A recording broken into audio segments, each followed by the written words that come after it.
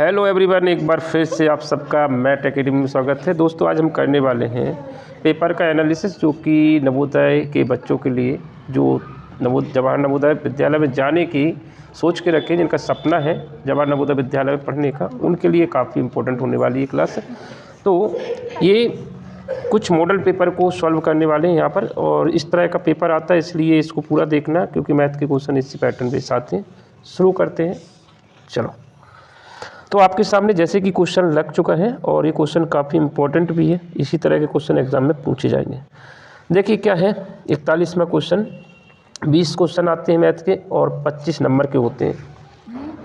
20 question 25 number के होते हैं, और एक क्वेश्चन 1.25 नंबर का आता है। और यहाँ पर ये 20 के 20 क्वेश्चन काफ़ी इंपॉर्टेंट रहेंगे। जैसे कि आपको दिख रहा होगा कि एक लैंप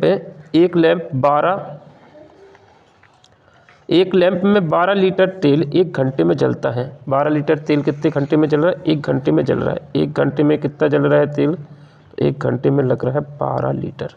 ठीक। यदि लैंप एक दिन में 4 घंटे जले, कितने जले? 1 दिन में 4 घंटे जले, यानी 4 घंटे में तेल कितना जल जाएगा? तो 1 घंटे में 12 जल रहा है, तो 4 घंटे में कितना हो जाएगा? 12 चौके 48 लीटर तेल लगने वाला है। अब जो 4 घंटे हैं वो 1 दिन के बराबर है, तो 1 दिन में 48 लीटर तेल जला। अब इन्होंने बोला कि एक वर्ष में कितना तेल खर्च होगा। तो एक वर्ष में जो साधारण वर्ष होता है उसमें 365 दिन होते हैं। कितने होते हैं? तो इसमें 365 का गुणा कर देंगे। क्या कर देंगे? 365 का यहाँ पे गुणा कर देंगे, तो पूरा 365 का गुणा करेंगे। जैसे ही आंसर आ जाएगा, 365 का गुणा किया 48 से, तो यहाँ पर हमने मल्टीप्लाई करके देख लेते हैं। 8 5 40 का 0 हासिल लग गया 4, इधर लगेगा 4 हासिल 6 के ऊपर।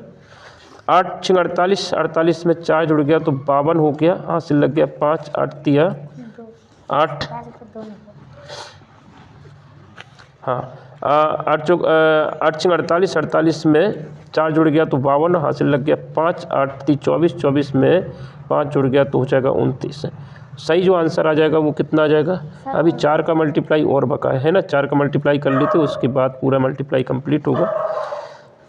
मल्टीप्लाई 4 का 4 पंचे 20 है, 20 का 0 हासिल लगा 2, 4 5 24, 25 26 हासिल लगा 2, 4 3 12, 12 2 14। इस तरह से तुमने जिनको जोड़ा तो तुम्हारा आंसर आ जाएगा इतना। देखते हैं कौन सा आंसर है। तो इसके लिए सही आंसर होगा दूसरा। कौन सा होगा? दूसरा एकदम सही आंसर है। चलो अगला क्वेश्चन देखते हैं। यहाँ पर इस तरह का क्वेश्चन एक एग्ज़ाम में पूछते हैं अक्सर। तो यहाँ पर देखिए कुछ नीचे दिए गए ग्राफ के आधार पर प्रश्न के उत्तर दिए गए हैं। सबसे अधिक और सबसे कम विषय की पुस्तकों के बीच का अंतर क्या होगा? तो यहाँ पर 5 विषय दे रखे हैं। कितने दे रखे हैं? 5 विषय दे रखे हैं आपको। सबसे अधिक जो है वो इतिहास की किताबें हैं। कितने हैं? कितने स्टार बने हुए इतिहास में? तो 1 2 3 4 5 6 7 8 9 10। 10 स्टारों और 1 स्टार में कितनी बुकें हैं? 1 स्टार में है कितनी है? 10। तो यहाँ पे 10 स्टार में कितनी होगी? 10 स्टार आ रहे हैं, और 1 स्टार में 10, तो 10 स्टार में कितना हो जाएगा? तो 10 गुणा 10 बराबर कितनी किताबें हैं? इतिहास की किताबें हो गई 100। कितनी हो गई? 100। सबसे कम पुस्तकें कहाँ पर दिख रही? तो गणित की सबसे कम पुस्तकें हैं, क्योंकि 1 स्टार 10 पुस्तकों को बता रहा है, तो 2 स्टार में कितनी पुस्तकें होंगी? 20। ठीक है। इन दोनों के बीच का अंतर, सबसे अधिक और सबसे कम के बीच का अंतर कितना है? इन दोनों को घटा के देखेंगे तो 100 - 20 से बराबर आंसर आ जाएगा 80, जो कि पहला आंसर होगा। ठीक है। इस तरह से आपने देखा कि क्वेश्चन, इस तरह के क्वेश्चन आते रहते हैं। तो ये बात समझ में आ गई होगी। तो यहाँ पर विशेष ध्यान दिया जाता है कि कोई कार बनी होती है, कभी कुछ बना होता है, तो यहाँ पर एक जो आकृति बनी होती है उसमें कुछ बंडल की फॉर्म में रहता है। जैसे यहाँ पे एक आकृति 10 के बराबर है, ठीक है, 10 पुस्तकों की है ना। तो यहाँ पर इतिहास के 10 थे, तो इसलिए 10 10 100 हो गए, और ये 2 ही हैं, सबसे कम 2 ही हैं। मैथ की किताबें सबसे कम है, इसलिए मैथ की 20 किताबें हो गई। इन दोनों को घटा के देखा तो आंसर आ जाएगा। आप इसको डायरेक्ट भी कर सकते हो। इस तरह से डायरेक्ट कैसे कर सकते हो उसको भी देख लेते हैं। देखिए, सबसे अधिक और सबसे कम किताबों का अंतर पूछा है। तो सबसे अधिक देखते हैं किसमें किताबें, और सबसे कम किसमें। तो सबसे अधिक किताबें किसकी? इतिहास की। और सबसे कम किताबें किसकी? गणित की। तो यहाँ पर 10 स्टार है, 10 स्टार में से 2 स्टार काट दीजिए। कितने काट दीजिए? अंतर पूछा है ना, तो अंतर में क्या हो जाएगा? 1 स्टार से ये घटाएंगे तो ये आपस में कट जाएंगे 2 स्टार, तो बाकी के स्टार बचेंगे 8। 8 में 10 का गुणा कर देंगे तो सीधा आंसर आ जाएगा। ठीक है। अंतर तुम स्टारों के बीच में भी निकाल सकते हो। अगला क्वेश्चन देखते हैं। देखिए, आपके सामने जो क्वेश्चन दे रखा है कुछ उसको देखते हैं पढ़ के। 5,09,408 5,09,408। 5 लाख में जो होते हैं 6 अंक होते हैं। कितने होते हैं? 6 अंक। तो देखते हैं यहाँ पर क्या बोला, 5 लाख। 5 लाख सबसे पहले पढ़ के देख लें। 5 लाख है, यहाँ पर कितना है, इकाई, दहाई, सैकड़ा, थोड़ा सा यहाँ पर बड़ा करके लिख लेते हैं, ऐसा लिख लेते हैं ना तो गड़बड़ हो जाएगा, ये लिखा होगा, ठीक है। तो इकाई, दहाई, सैकड़ा, हज़ार, 10,000, लाख, तो ये 5 लाख हो गया, 5 लाख है। तो इनको पढ़ने के लिए सबसे बढ़िया कॉमा लगा लो। पहले 3 स्थान बाद कॉमा लगता है, उसके बाद क्या लगता है, 2 स्थान बाद कॉमा लगता है। तो ये होगा 5,09,000, 5,09,408 है। तो पहला आंसर एकदम सही हो गया, ठीक है। क्या हो गया, इसे हम पढ़ेंगे तो कैसे पढ़ेंगे, देखिए, इकाई, दहाई, सैकड़ा, हज़ार, 10,000, लाख, तो ये हो गया 5 लाख। कितना हो गया, 5 लाख। पर इकाई, दहाई, सैकड़ा, हज़ार, 9 पे क्या, हज़ार, तो हम क्या बोलेंगे, 9,000। क्या बोलेंगे, 9,000। उसके बाद 400, इकाई, दहाई, सैकड़ा, सैकड़ा को 400, कितना हो गया, 400। उसके बाद 8 है। तो ये तुम्हारा हो गया 5,09,408। पहला आंसर एकदम सही होगा। अगला क्वेश्चन देखते हैं। इनका एलसीएम लेना, क्या लेना है यहाँ पर, एलसीएम लेना है। तो एलसीएम तो एकदम इजी होता है, 90, 72 और 162 का एलसीएम कितना आएगा। तो एलसीएम लेके देख लेते हैं। एलसीएम तो आता होगा, फिलहाल 2 का भाग देते हैं। 2 का भाग 90 में देंगे तो 45 बार जाएगा, ठीक है। भाग देना आता होगा, आता है भाग देना, थोड़ा सा इसको मोटा करना।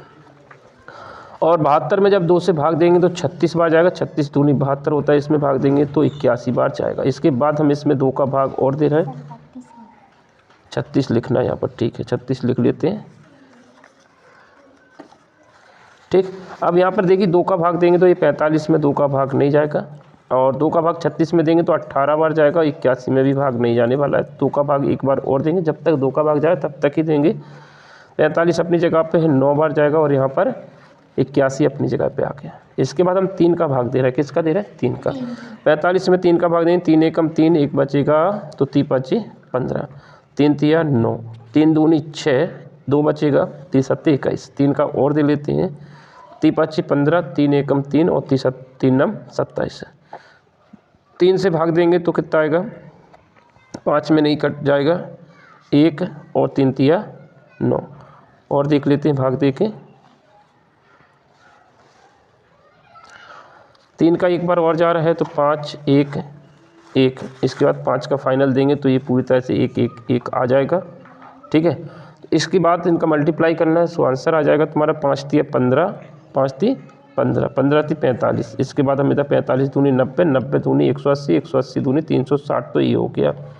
उसमें किसका मल्टीप्लाई करना है, 9 का और कर देना, 3 तिया 9, तो हम इसमें 9 का मल्टीप्लाई कर लेते हैं तो आंसर आ जाएगा 9 × 54 का 4, हासिल लग गया 5, 9 × 27, 27 यानी 32, कितना हो जाएगा 32 40 यानी दूसरा आंसर आ जाएगा, ठीक है। अब अगला क्वेश्चन देखते हैं। 3 से आरंभ करके 5 क्रमागत अभाज्य संख्याओं का औसत कितना है। कहाँ से आरंभ करेंगे, देखिए औसत, इससे पहले हमने संख्या पद्धति में बताया था कि इससे क्वेश्चन बहुत ज़्यादा पूछे जाते हैं अभाज्य संख्याओं से रिलेटेड। तो 3 से प्रारंभ है, किससे प्रारंभ है, 3 से, तो 3 भी है शामिल, 3 5 7 11 13, और इसके बाद कितनी लेना, 5 लेना है। तो अभी कितनी हो गई, 5 हो गई हैं, हो गई ना 5। औसत निकालना है तो औसत में क्या होता है, जितने भी पद हैं, जितने भी संख्या हैं, उन सबको जोड़ेंगे और जितने को जोड़ा है उसी का भाग देंगे। तो देखिए औसत का फॉर्मूला क्या बताया था हमने, औसत बराबर कुल पदों का योग बटे में क्या बताया था, कुल पद की संख्या, कुल पदों की संख्या। जितने भी पद दे रखे, पद की मतलब ये कितने दे रखे पद, 1 2 3 4 5, 5 पद दे रखे, इन 5 को जोड़ लेंगे और उसमें फिर क्या करेंगे, 5 से भाग दे देंगे। तो चलो इसको जोड़ लेते हैं, थोड़ा सा कितना आ रहा है, 3 + 5 + 7 + 11 + 13, 5 संख्या जोड़ी, इसमें 5 का भाग देंगे। आसान जोड़ लेते हैं थोड़ा थोड़ा करके, 11 और ये हो गया 24, कितना हो गया, 11 और 13 24 हो गया, और 12 और 3 कितना हो गया, 15, इनका 15 हो गया। तो 15 इसमें जोड़ दो, 24 + 15 बराबर कितना हो गया, 39। 39 में किसका भाग देना, 5 का, तो 5 का भाग दे लीजिए, आंसर आ जाएगा 5 सत्ते 35 है, 5 सत्ते 35, 4 बचा, 0 लगाएंगे तो यहाँ पे दशमलव लग जाएगा, 5 अट्ठे 40, 5 अट्ठे 40 आ जाएगा। तो तुम्हारा आंसर जो आ जाएगा वो कितना आएगा, 7.8, जो कि दूसरा आंसर सही है। अगला क्वेश्चन देखते हैं, यहाँ पर क्या बोला है कि 300 तथा 500 के बीच 17 के गुणजों की संख्या कितनी है। इस तरह का जब क्वेश्चन आता है किस किस के बीच में देखना है, तो 300 के बीच में देखना, 300 और 500 के बीच कि कितनी संख्या है जिसमें 17 का भाग चला जाएगा पूरा पूरा, ठीक है। तो इसके लिए हमें 300 से नीचे की संख्या नहीं चाहिए और 500 से ऊपर की संख्या नहीं चाहिए, हमें चाहिए इनके बीच की संख्या चाहिए, इन दोनों के बीच में कौन कौन सी संख्या है। तो हम क्या करेंगे, बताइए मुझे क्या करते हैं इसके लिए। सबसे पहले जो बड़ी संख्या उसमें हम 17 का भाग देंगे। चलो इस क्वेश्चन को कर रहे थे, हमने क्या बताया था, इन दोनों के बीच में आपको क्या करना है, इन दोनों के बीच की संख्या निकालना है और कैसे, जो 17 से विभाजित हो। 300 और 500 के बीच में ऐसी कितनी संख्या है जो 17 से विभाजित हो। तो हमने क्या बता रहे थे अभी कि 300 से छोटी नहीं चलेगी और 500 से बड़ी नहीं चलेगी। अब इनके बीच की संख्या निकालने के लिए क्या करेंगे, बीच का रास्ता अपनाएंगे। बीच का रास्ता जो है वो हम बता रहे हैं वैसे ही करोगे। क्या है, सबसे पहले हम इसमें 500 का भाग दें, 500 में 17 का भाग देंगे,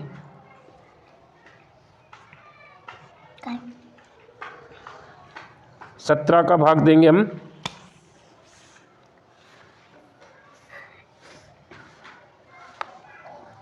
और 17 का भाग किस में देंगे, इस 300 में भी देंगे। अभी माइनस क्यों लगाए इनके बीच में, क्योंकि अगर हम 500 में 17 का भाग दे रहे हैं तो इसका मतलब है 1 से लेके 500 तक की संख्या आ जाएंगी, 1 से लेके 500 तक की आ जाएंगी, 1 से 500 तक। जब हमने 500 में 17 का भाग दिया तो 1 से स्टार्ट हो जाएंगे, और हमने क्या बताया था कि 300 से छोटी नहीं चाहिए हमें। जब हम 300 में भाग देंगे तो 1 से लेके 300 तक की संख्याएँ आएंगी, कितनी तक आएंगी, 1 से लेके 300 तक। ऐसी कितनी संख्या है जो 17 से डिवाइड होंगे। तो यहाँ से अगर हमने भाग दे रहे हैं तो यहाँ से 1 से 300 के बीच की संख्या आ जाएंगी। तो इनको हटाना है, क्यों हटाना है, क्योंकि इसके नीचे की संख्या हमें चाहिए भी नहीं है। तो 500 में दे रहा है पहले हम भाग, और जो भी आंसर आएगा उनको माइनस करेंगे। 15 एकम 15, 15 दूनी 17 एकम 17, 17 दूनी 34, 17 दूनी 34, 16 बचेगा, कितना बचेगा 16, 0 उतारेंगे तो 160 हो जाएगा। 17 नब्बे 153 होता है, 17 नब्बे 153 कर लिए, और यहाँ पर 7 बच गए। शेष फल से हमें कोई लेना देना है नहीं, ठीक। अब हमने इसमें भाग दिया तो क्या आ जाएगा, 17 एकम 17, 17 एकम 17, 2 बार तो जा नहीं पा रहा है, 13 बच रहा है, और इसके बाद 0 उतार लेंगे। 17 चौके 8, 17 अपना पिछले 17 चेंगे, 117 सत्ते 119, 17 सत्ते 119 है, तो ये 7 बार चला गया।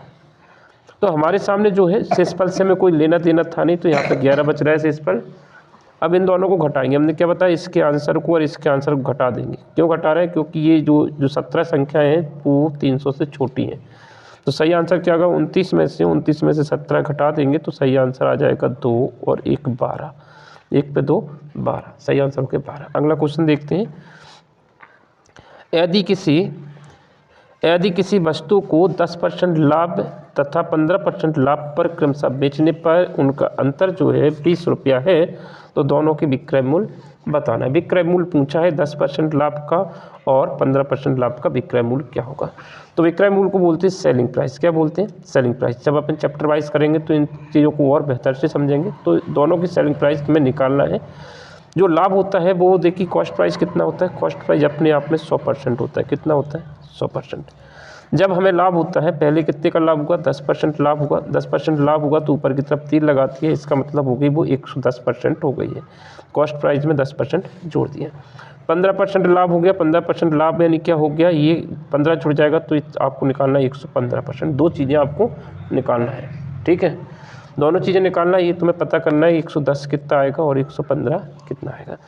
अब इनको दे रखा है इनके बीच का अंतर। इनके बीच का अंतर कितना है, 15% और 10% का अंतर जो है वो कितना है, 20 है। क्या दे रखा है, यहाँ पर दे रखा है 15% और 10% का जो अंतर है वो 20 है। तो हमने यहीं से अंतर निकाला। तो यहाँ से देखिए 15 में से 10 कटेगा तो 5 बचेगा। कितना बचेगा, 5% बराबर है 20 के।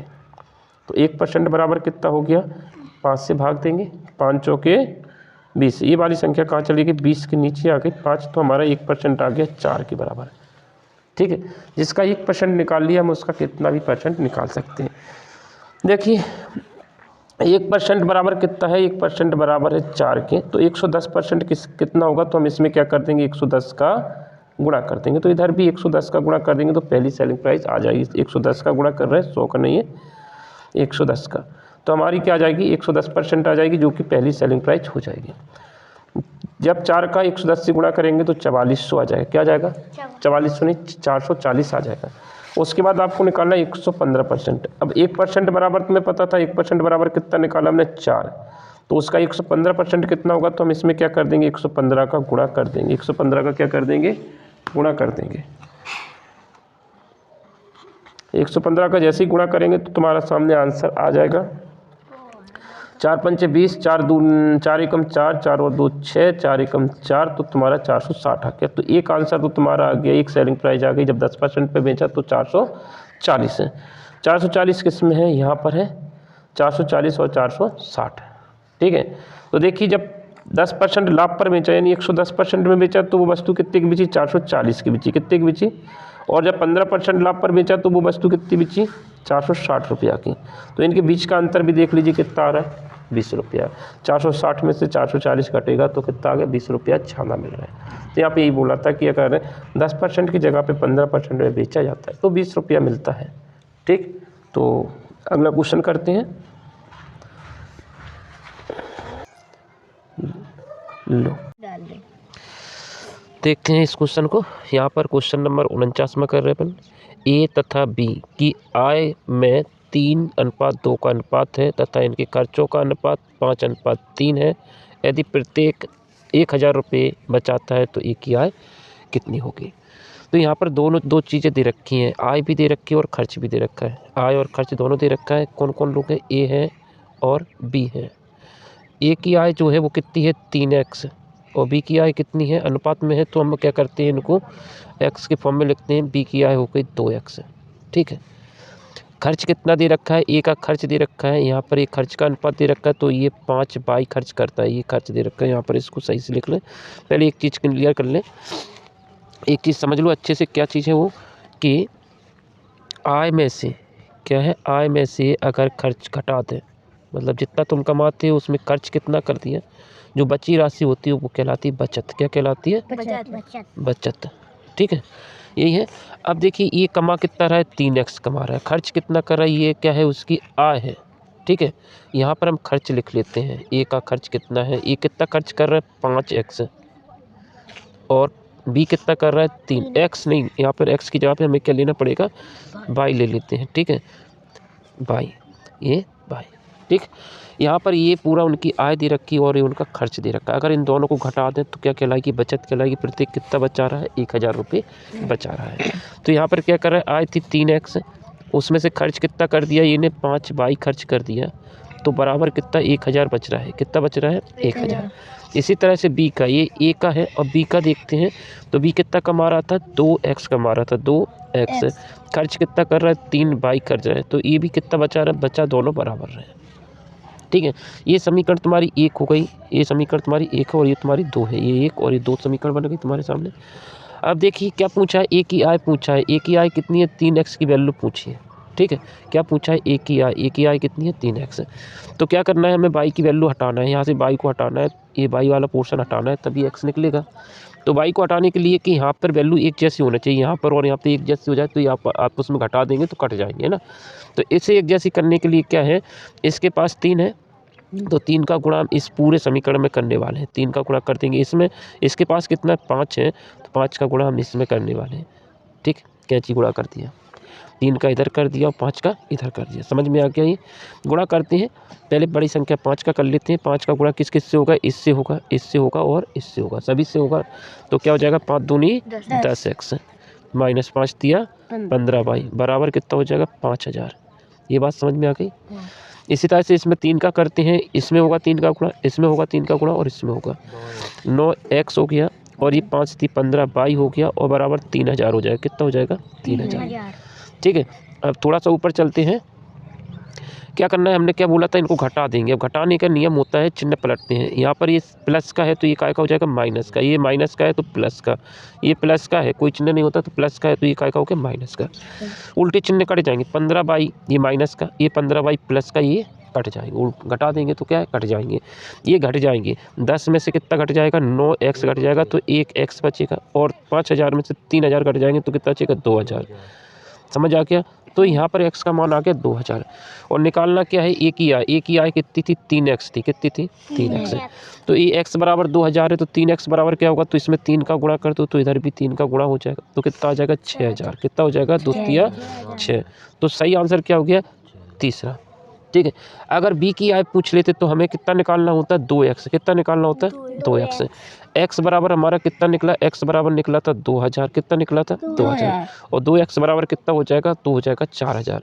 पर क्या है, b की तो पूछी नहीं है उन्होंने, b की नहीं पूछी ना, तो यहाँ पर 4000 आ जाता। समझ में आ गया। तो ये चीज़ें तुम्हें समझना होगा। अगर b की पूछ लेते आए तो यहाँ पर हमारे 4000 आंसर होता है। दोनों बच्चा कितने रहे, 1000 बच्चा रहे, यानी ये की आय 6000 है तो वो खर्च कितना कर रहा होगा, 5000। कितना कर रहा होगा, 5000। इसकी आय 4000 है तो ये कितना खर्च कर रहा होगा, 3000। तो 1000 रुपये बचा रहे। चलो ये क्वेश्चन हो गया। अगला क्वेश्चन देखते हैं। अगला क्वेश्चन देखिए, आपके सामने जो दे रखा है वो कितना दे रखा है, 22.5 मीटर प्रति सेकंड। ये वैल्यू दे रखी मीटर प्रति सेकंड में, और आंसर पूछा है किलोमीटर में। किस में पूछा है, किलोमीटर में। तो मीटर को किलोमीटर में बदलते हैं तो किसका गुणा करते हैं, इसे याद रख लेना, 18/5 का गुणा करते हैं। इसको याद रखोगे। अगर मीटर प्रति सेकंड को किस में बदलना है, किलोमीटर प्रति घंटा में बदलना है, तो हम क्या कर देते हैं, इसमें 18/5 का गुणा कर देंगे। किस में करना, 18/5 का, जो संख्या दे रखी है उसमें। तो 22.5 में 18/5 का गुणा काटेंगे तो आंसर सीधा निकलेगा। काट लेते हैं, 5 से कट रहा है, 5 एकम 5, 5 के 20, 2 बचेगा 5 25। अब 4.5 का गुणा किससे करना, 18 से। ठीक है। ये किसमें, किलोमीटर प्रति किसमें, घंटा में आंसर आएगा। ठीक है। दशमलव काटेंगे तो क्या आ जाएगा, यहाँ पर 10 आ जाएगा। कितना आ जाएगा, 10। एक स्थान पर दशमलव तो 10, इसलिए कर लिया। अब काट लेते हैं इसको। 5 से काटे, 5 दूनी 10, 5 नेम 45 है। 2 से काटेंगे तो 2 नेम 18, 9 का 9 से गुणा कितना हो जाएगा, 81। तो सही आंसर क्या हो जाएगा, 81 किलोमीटर प्रति घंटा। तो यहाँ पर क्या है, यूनिट चेंज करने के लिए बोल रहे हैं। तो यूनिट किस में था, मीटर प्रति सेकंड में था। मीटर प्रति सेकंड को किस में बदलना होता है, मीटर प्रति सेकंड को किलोमीटर प्रति घंटे में बदलना है। तो हम किसका गुणा करते हैं, 18/5 का गुणा करते हैं। इस चीज़ को याद रखना। ठीक है, इसका गुणा कर देंगे। अगला क्वेश्चन देखते हैं। एक राशि साधारण ब्याज की दर से 8 वर्ष में दुगनी हो जाती है, साधारण ब्याज की उसी दर से वह 3 गुना कितने समय में होगी। देखिए राशि यानी प्रिंसिपल और अमाउंट है। प्रिंसिपल जो होता है वो कितना होता है, 100% होता है। कितना होता है, 100%। ये बोल रहा है कि ये 8 वर्ष में, कितने वर्ष में हो रही है, 8 वर्ष में दुगनी हो रही है। 8 वर्ष में दुगनी यानी कितनी हो गई, 200% हो गई है। ठीक है, 100 से 200% हो गई है। तो ब्याज कितना मिला, ब्याज क्या होता है, SI बराबर बताया था ना, SI बराबर होता है अमाउंट माइनस प्रिंसिपल। तो 200 जो अमाउंट है वो 200 है, प्रिंसिपल 100 है, इन दोनों घटाएंगे तो ब्याज कितना मिला, 100% है। जो 100% ब्याज मिल रहा है वो कितने साल का मिल रहा है, 1 साल का, 8 साल का। 8 साल में 100% ब्याज हो रहा है। तो अगर 3 गुना करना है इसको तो 100% ब्याज और मिल जाए तो 200 से कितना हो जाएगा, ये 300 हो जाएगा। हो जाएगा कि नहीं हो जाएगा, हो जाएगा। तो ये 100% जो ब्याज मिल रहा है वो कितने वर्ष का मिल रहा था, 8 वर्ष का। तो डायरेक्ट हो सकता है कि 100 से 200 होने में उसे कितने वर्ष लग गए, 8। 200 से 300 होने में फिर कितने वर्ष लग जाएंगे, 16 वर्ष। 8 वर्ष और 8 वर्ष कितना हो गया, 16। तो ये 16 वर्ष इसका आंसर आ जाएगा। ठीक है, ऐसे क्वेश्चनों को अपने शॉर्ट वीडियो में भी कवर किया है, काफ़ी क्वेश्चन कराए हैं डायरेक्टली। अब इसमें क्वेश्चन कभी कभी ये पूछ लेते हैं कि इसकी दर क्या होगी, दर किस दर से ये बढ़ रहा है। तो देखिए दर निकालने के लिए क्या होता है, दर भी बता देते हैं हम तुमको कि अगर दर निकालने के लिए बोल देते हैं इस क्वेश्चन में, तो ब्याज कितना मिला, 100%। कितना मिला, 100%। समय कितना लगा इसको, 8 वर्ष। तुम 8 का भाग दे देंगे तो ये 12.5% आ जाएगा। कितना आ जाएगा, 12.5% की दर से हो रहा है। ठीक है, 12.5 का ब्याज लग रहा है। अगर हम इसमें 100 में 8 से भाग देंगे तो 12.5 बढ़ जाएगा। भाग दे के बता दें तुम्हें एक बार, 100 में किसका भाग देना है, 8 का। 8 एकम 8, कितना बचेगा 2, 0 उतारेंगे 8 दूनी 16, कितना बचेगा 4। अब 0 लेंगे अपने तरफ से तो एक दशमलव लग जाएगा, 8 पन 40 है। तो यहाँ से तो मैं निकल के आया 12.5%। अगर वो दर पूछ लेते तो हम दर भी निकाल लेते। ठीक है, क्वेश्चन मल्टीपल क्वेश्चन भी हो जाते हैं तो इसको समझना है। अगला क्वेश्चन देखिए, ये क्या करना है, प्रतिशत में बदलना है। प्रतिशत में बदलना है तो क्या बताया था, प्रतिशत में बदलने के लिए देखिए किसी भी संख्या को, कोई भी संख्या बनी रहे, जैसे यहाँ पर तुम्हारे सामने है इतना 0.5701, इसे किस में बदलना है, प्रतिशत में बदलना है। तो प्रतिशत में बदलने के लिए हमें क्या याद रखना है कि 100 का गुणा कर दीजिए। किसी भी संख्या को प्रतिशत में बदलना है तो उसमें 100 का गुणा कर देते हैं तो वो प्रतिशत में बदल जाती है। तो यहाँ पे जिस संख्या को बदलना था उसी में हमने 100 का गुणा कर दिया, 5 7। ठीक, 100 का गुणा कर रहे हैं, अगर ये दशमलव काट दें तो नीचे कितने आएगा, 10,000। कितना आएगा, 10,000, क्योंकि 4 स्थान पीछे दशमलव था तो 4 जीरो आ जाएंगे के पीछे, तो 2 जीरो तो ये कट गए। ठीक है, अब आपके सामने जो आंसर है 5701/100। किसी संख्या में 100 का भाग देते हैं तो 2 स्थान बाद दशमलव लग जाता है, क्या लग जाता है, तो 57.01% ये तुम्हारा आंसर आ जाएगा, तीसरा आंसर सही है। ठीक है, अगला क्वेश्चन देखते हैं। किसी संख्या का 3/4 27 है। एक संख्या जो पता नहीं है, एक संख्या जो हमें पता नहीं है उसे हम क्या ले लेंगे, x ले लेंगे। x का 3/4 माने 3/4 बराबर कितना है, 27 है। अब इसे का की जगह पे क्या आ जाएगा, का की जगह पे गुणा आ गया, x 3/4 बराबर कितना, 27। इसको डायरेक्ट काट लेंगे। देखिए कोई भी संख्या होती है अगर बराबर की उस तरफ जाएगी, ये भिन्न जो बराबर की उस तरफ जाएगी तो पलट के जाएगी, क्या जाएगी, जो नीचे वाली संख्या है वो ऊपर चली जाएगी, ऊपर वाली नीचे आ जाएगी। तो x बराबर कितना आ जाएगा, x बराबर 27 गुणा 4/3। ठीक है, जो भाग वाली संख्या थी वो गुणा में आ गई और जो गुणा में थी वो किस में आ गई, भाग में आ गई। चिन्ह पलट जाती, 9 3 से काट रहे हैं, किससे काट रहे हैं, 3 एकम 3, 3 नम 27 और 9 चौके 36, कितना आ गया, x का मान आ गया 36 है। अब इन्होंने पूछा है, संख्या तो निकल आई, संख्या हमारी जो x निकालना था वो कितनी है, 36 है, लेकिन इसने बोला है कि उसका जो भी आंसर आया उसका कितना निकालना है, 7वां भाग निकालना है, यानी इसमें किसका भाग देना है, 7 का भाग देना है। तो इसमें 7वां भाग निकाल लीजिए। तो x का यानी x का क्या 36 का लिख लेते हैं, क्योंकि संख्या तो पता चली गई। 36 का 7वां भाग क्या होगा, 1/7। अब का माने तो तुम्हें पता है क्या होता है, 36 का माने गुणा 1/7, 7 से काटेंगे 7 पंचे 35 है। तो लगभग में आंसर पूछा तो लगभग में कितना आ जाएगा, 5। लगभग में कितना आ गया, 5। 7 पंचे 35, लगभग में 5 के बराबर आ गया। 6 बार तो जा नहीं रहे, तो ये सही आंसर क्या हो जाएगा, पहला। अगला क्वेश्चन देखते हैं। विभाजन की एक प्रश्न में भाजक भागफल का 3 गुना है। कौन है ये, भाजक है, भाजक लिख लेते हैं। भाजक किसके गुना है, भागफल के, भागफल के कितने गुना है, 3 गुना है, यानी 3 का गुणा कर दिया। और शेषफल का 6 गुना है। ये भाजक जो है, भाजक भागफल का 3 गुना था और शेषफल का कितना गुना है, 6 गुना है।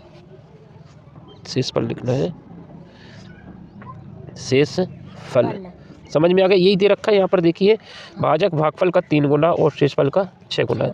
तदनुसार यदि शेषफल 2 है, शेषफल कितना दे रखा है, 2, तो यहाँ पे शेषफल की जगह पे कितना आ जाएगा, 2। तो हमारा भाजक निकल आएगा, भाजक बराबर 6 गुणा शेषफल की जगह पे कितना आ गया, 2। तो ये भाजक कितना आ गया, 12। कितना आ गया, 6 दूनी 12। ये भी भाजक था तो ये किसके बराबर हो गया, 12 के। 3 से काट देंगे, 3 3 चौके 12, क्योंकि ये संख्या गुणा वाली संख्या भाग में जाएगी। तो भागफल भी कितना आ गया, हमारा 4 आ गया। भागफल कितना आ गया, 4। और शेषफल कितना है, शेषफल तुमको दे रखा था, शेषफल कितना दे रखा है, शेषफल 2 दे रखा था, ये दे रखा है, शेषफल कितना है, 2। अब पूछा क्या है, उन्होंने भाज्य पूछा है। अब भाज्य क्या होता है इसे पता करना है। तो भाज्य बराबर क्या होता है उसे याद रख लेना। भाज्य बराबर भाजक गुणा भागफल प्लस शेषफल। अब इसको समझ लीजिए ये क्यों होता है, फॉर्मूला दिखा देते हैं। देखिए कहाँ पे कौन सी चीज़ होती है उसको और अच्छे से समझते हैं। भाग के सवाल के लिए कौन सा भाज्य होता है, क्या होता है, देखिए ये हमने बड़ा सा लिख लिया। यहाँ पर जिस संख्या में भाग दिया जाता है उसे हम भाज्य कहते हैं। क्या कहते हैं, भाज्य। और जिससे भाग देते हैं उसे कहते हैं भाजक। और जो उत्तर आता है उसे कहते हैं भागफल। क्या करता है, भागफल। और नीचे जो बचता है वो होता है शेषफल। अब इस तामझाम को किस तरह से लिखते हैं, इस तरह से लिखते हैं। ठीक है, समझ में आ गया। तो ये चीज़ तुम्हें बिल्कुल पता होना चाहिए। अब वैल्यू रखने वाले हैं, वैल्यू रखेंगे तो तुम्हारे समझ में आ जाएगा। थोड़ा सा वैल्यू रख देते, जो हमें वैल्यू पता थी उनको रखते हैं। देखिए शेषफल की जगह पे कितना आ गया 2, इसकी जगह पे प्लस की जगह पे प्लस, भागफल की जगह पे कितना आ गया, भागफल कितना निकाला हमने 4, तो भागफल की जगह पे आ गया 4, और भाजक की जगह पे कितना आ गया 12, तो 12 बराबर क्या निकलेगा भाज्य। तो देखिए 12 चौके 48, 48 में 2 जुड़ जाएगा तो आंसर कितना आ जाएगा 50, कितना आ जाएगा 50। समझ में आ गया। 12 का 4 से गुणा किया तो 48 हो गया, 48 में 2 जुड़ जाएगा तो हो जाएगा 50। तो सही आंसर क्या आ जाएगा तुम्हारा 50। अब 50 देख लेते हैं कौन सा आंसर है, पहला। अगला क्वेश्चन देखते हैं,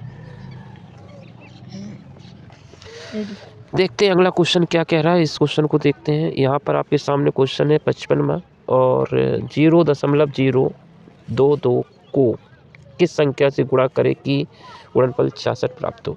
अब देखिए पता नहीं होता तो हम क्या पता कर लेते हैं कि उसमें x का गुणा कर देते हैं। हमारे सामने जो संख्या है वो कितना है 0.022, इसमें गुणा कर देते हैं हम किसका, x का। जैसे ही गुणा किया तो इसका नतीजा क्या निकला 66। इन्होंने बोला कि इसमें किसका गुणा कर दें, कि ये 66 हो जाए। तो हमने इसमें पता नहीं है तो हमने क्या कर दिया x का गुणा कर दिया, तो इसका जो रिजल्ट है वो कितना हो गया 66 हो गया। ठीक, अब ये जो गुणा वाली संख्या है वो कहाँ पे जाती है, बराबर के उस तरफ। गुणा वाली संख्या बराबर के उस तरफ ले जाएंगे तो भाग में जाएगी। ठीक है, x बराबर कितना आ जाएगा 66 बटे भाग में आ गई तो 0.022। जैसे हम इसका दशमलव काटेंगे, किसका दशमलव काटना है, संख्या का दशमलव कटेगा तो ऊपर कितना आ जाएगा 1000। कितना आ गया 1000। क्यों आया 1000, क्योंकि 3 स्थान पीछे दशमलव था। 2 स्थान होता है तो 100 आता, 3 स्थान है तो 1000, 4 स्थान है तो उतने जीरो लग जाते हैं एक में जितने स्थान पीछे दशमलव था। तो दशमलव 3 अंक पीछे था इसलिए एक के पीछे 3 जीरो लगे होंगे। 4 स्थान होता तो 4 जीरो आते। समझ में आ गया। जैसे ही दशमलव कट गया तो ये जीरो पीछे के जीरो का कोई महत्व नहीं होता। 22 से काट देंगे, 22 से 22 दिया 66। तो हमारा जो आंसर आ जाएगा वो कितना आ गया 3000। तो हमारा सही आंसर जो हो गया वो हो गया 3000। कौन सा है 3000, पहला वाला। अगला क्वेश्चन देखते हैं, आपके सामने ये क्वेश्चन लिख देते हैं 54 547.625 बटे 0.0082 x हो। ये बोल रहा है कि ये जो है x हो किसके बराबर कर दिया x के। ठीक है, अब यहाँ पर क्या निकाला, पूछा क्या गया है, इस वैल्यू को पूछा गया, इसको भी लिख लेते हैं 547.625 बटे 82। इसका मान कितना होगा, ये सवाल बहुत बार आता है, इसका मान पूछा है। क्या करें इसके लिए हमें क्या करना है, सिर्फ इसकी दशमलव कट जाए। इसके अगर दशमलव कट जाए तो ये इसके बराबर हो जाएगा। तो हमें क्या करना है, देखिए इसका दशमलव काटना है। दशमलव काटने का नियम हम तुम्हें बता चुके हैं। क्या बताया था दशमलव काटने का नियम, बताया था अभी कि ये वाला दशमलव कटेगा तो कितने स्थान पीछे दशमलव है 4 स्थान, तो ऊपर कितने, एक के पीछे कितने जीरो आएंगे 4। नीचे अगर काटना है तो नीचे कितना है 3 स्थान, यानी 3 स्थान, एक के पीछे कितने जीरो आएंगे 3। ठीक है, तो ये समझ में आ गया। थोड़ा सा इसको हम साइड कर लेते हैं, ये बराबर को थोड़ा दूर करते हैं, इसको इधर सरका देते हैं। ठीक है, ये बट्टे बड़ा सा कर देते हैं यहाँ तक। ठीक, अब ये 3 जीरो से 3 जीरो कट जाएंगे, ये 3 जीरो इधर से, ये 3 जीरो इधर से कट गए। तो जैसे ही हमारा ये कट गया तो इसकी जो मान पूछा था इसका मान निकल आएगा, और ये 10 को उस तरफ ले जाएंगे बराबर के उस तरफ, तो गुणा वाली संख्या काय में चली जाएगी, भाग में। तो जैसे ही दशमलव कट गया तो ये संख्या बन गई 54762 बटे 82। 82 क्यों, क्योंकि इसकी दशमलव के पीछे के जो जीरो है, संख्या के पीछे के जो जीरो है दशमलव कटने के बाद उनका कोई महत्व नहीं रहेगा। इसके बराबर इसमें गुणा में कितना था 10 बराबर कितना x। मान किसका पूछा है, इतनी वैल्यू का, यही पूछा है। तो ये 10 को क्या करेंगे, बराबर के उस तरफ ले जाएंगे, और गुणा वाली संख्या कहाँ जाती है, बराबर के उस तरफ भाग में, यानी बटे में। तो हमारा जो आंसर आ जाएगा 10 को उस तरफ लेगा तो क्या आ जाएगा x बटे 10। तो सही आंसर कौन सा हो जाएगा डी, x बटे 10। समझ में आ गया। अगला क्वेश्चन देखते हैं, यहाँ पर क्या बोल रहा है, किसी काम के 7/10 भाग को ए 15 दिन में करता है। कोई काम है उसका 7/10 भाग काम कौन कर लेता है, ए कर लेता है। तो शेष काम कितना बचेगा, शेष काम बताइए मुझे कितना बचेगा। तो 10 में से कितना काम हो गया, 7 हो गया, तो शेष कितना बचेगा, 10 में से 3/10 भाग काम बचा है, इतना भाग काम बचा है। अब इतना जो काम है वो किसकी मदद से कर रहा है, उसके पश्चात बी की सहायता से शेष काम को 4 दिन में पूरा करता है। जो इतना काम बचा है वो बी की सहायता से हो रहा है। यानी अब कौन काम कर रहा है, ए और बी की मदद ले ली, ए ने किसकी मदद ले ली, बी की, यानी ए और बी मिलके काम कर रहे हैं।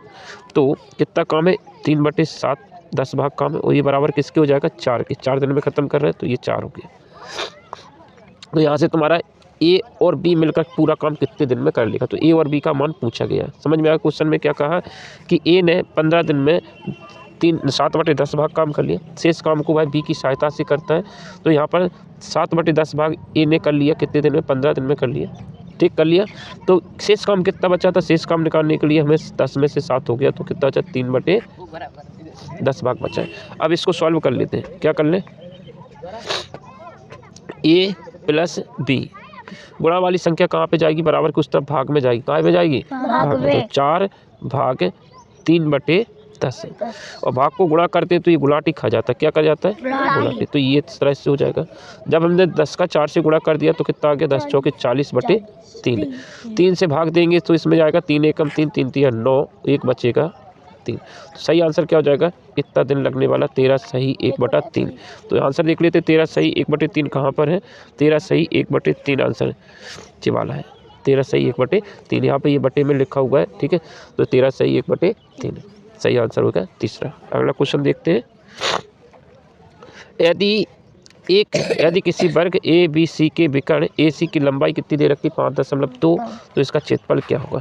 तो वर्ग है, वर्ग का विकर्ण दे रखा है, क्या दे रखा है तुम्हें, वर्ग का विकर्ण दे रखा है। तो एक वर्ग बना लेते हैं, ये वर्ग हो गया, ठीक है, इसमें विकर्ण बना लेते हैं।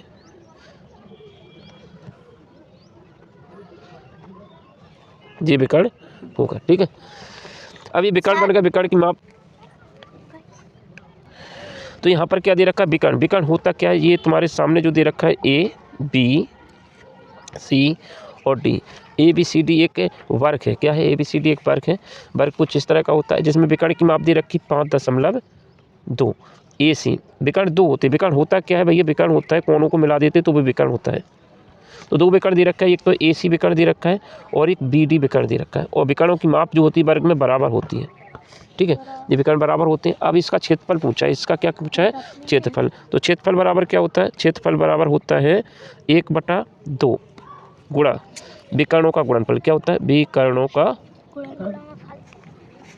का गुणा, इस तरह से लिख दें। या फिर क्या लिख सकते हैं हम इसको, 1/2 विकर्ण जो दे रखे हो, एक ए सी है, ए सी गुणा कितना है, बी डी, ए सी गुणा बी डी, 2 विकर्ण है, एक ए सी विकर्ण है और एक बी डी विकर्ण है, इनका गुणा कर दीजिए, जिसकी वैल्यू दे रखी है। तो 1/2 विकर्ण कितना दे रखा है, 5.2 गुणा 5.2, 2 से काटेंगे तो 2 दूनी 4, 2 चक्के 12, 2.6 का गुणा किससे करना है, 5.2 से। जैसे हम इनका गुणा करेंगे तो आंसर आ जाएगा 2 चक्के 12, 2 दूनी 4 और 1 5 गुणा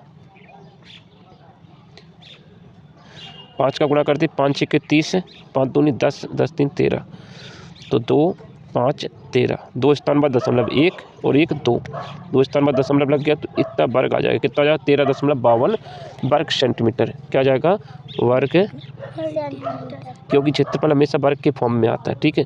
देखते हैं 13.52 कहाँ पर आंसर है, तो ये है दूसरा आंसर, कौन सा है, दूसरा। अगला क्वेश्चन करते हैं।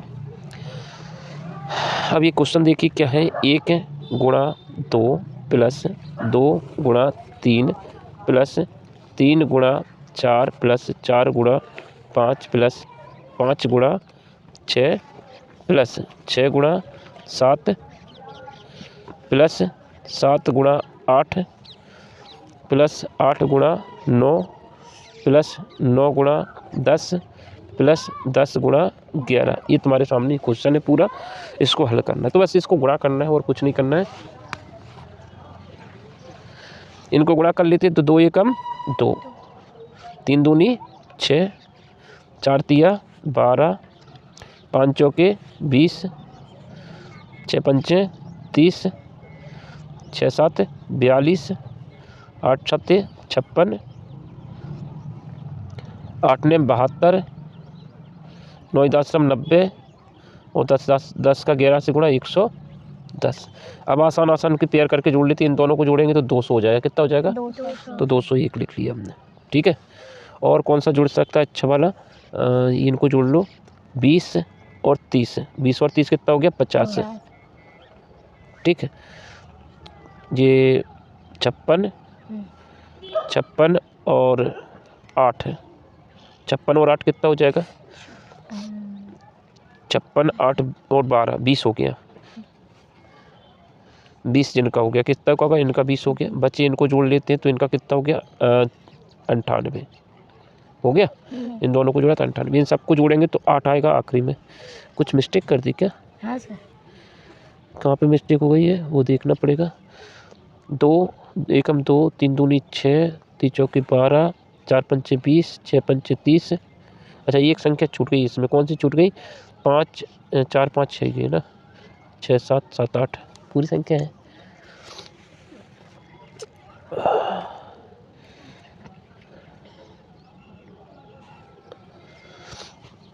दो एकम 2 6 12 2 6 12 20 30 6 7 42 7 8 56 9 8 72 9 10 90 और 10 11 10 110 पूरी वैल्यू सही है। ये 200 हो गया और ये 72 छूट गया। 72 छूट गया भाई, तुमने कि कुछ छूट गया। ये 72 नहीं जोड़ा है तो 72 और जोड़ दो, ठीक है। तो इनको जोड़ेंगे 72 जोड़ देंगे तो 100 170 हो जाएगा। कितना हो जाएगा? 170। अब इनको जोड़ो, कितना हो रहा है? 170 जी हो रहा है। कितना हो रहा है? 70 नहीं, सिर्फ 70 हो रहा है। 70 और जी हो जाएगा 170 270 हो गया। कितना हो गया? 270। इनको जोड़ेंगे तो कितना हो जाएगा? 0 7 4 470 आ रहा है।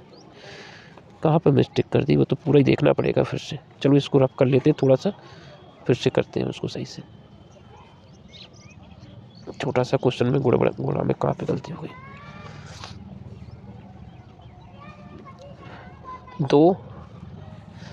2 एकम 2 3 दूनी 6 4 तिया 12 4 पंचे 20 5 छक्के 30 और 6 7 42 7 8 56 8 9 72 और 9 10 90 और 10 10 11 10 110 200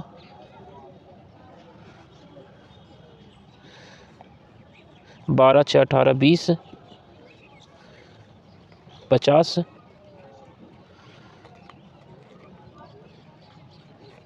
तीनों को जोड़ो 2 6 8 8 2 10 0 12 12 और 4 12 4 16 1 17 0 7 दूनी 14 440। अब सही आ गया। कौन सा आ गया? 440 सही आंसर 440 होगा। पता नहीं कहाँ पे मिस्टेक कर दी। बुक में कौन सा 440 देखो इधर इसको देखते हैं। इसमें क्या हो जाएगा कि संख्या इसका निकटतम सैकड़ा मान पूछा है। क्या पूछा है? संख्या दे रखी है 98 9875 का निकटतम मान पूछा है किसमें? सैकड़ा में। तो सैकड़ा में कितने अंक होते हैं? सैकड़ा में होते 3 अंक। 3 अंक तो 3 अंक पूछा है, सैकड़ा के निकटतम मान पूछा है तो क्या करेंगे? या तो ये 800 के पास होगा। ये वाले 3 अंक की बात हो रही है। ये 9 तो अपनी जगह पे रहेगा, 9 तो आएगा, 9 तो अपनी जगह पे आएगा। तो इस 800 की जगह पे क्या लेंगे? ये वो सैकड़ा में देखिए क्या आ जाएगा। ये 800 और 900 में किसके पास है ये? तो देखिए 875 किसके पास पहुंच गया? 900 के। किसके पास पहुंच गया? 900 के। क्यों? क्योंकि 850 जो वैल्यू है वो इनके बीचों बीच है। इन दोनों के बीच में कौन है? इन दोनों के बीच में 850 और ये 875 है, यानी कहाँ पे पहुंच गया? ये 900 के पास में पहुंच गया। तो सैकड़ा में ये 875 जो है वो किसके बराबर हो गया? 900 के। तो सही आंसर कौन सा हो गया? 990 9900। ठीक है, तो सही आंसर आ गया तुम्हारा चौथा। इस तरह से हमने ये क्वेश्चन को कंप्लीट किया। 20 क्वेश्चन जो है इसी तरह क्वेश्चन पूछे जाते हैं, इनको अच्छे से कंप्लीट करना। Thank you for watching this video and next video के लिए फिर से नया वीडियो आएगा जो संख्या पद्धति पर रहेगा ना।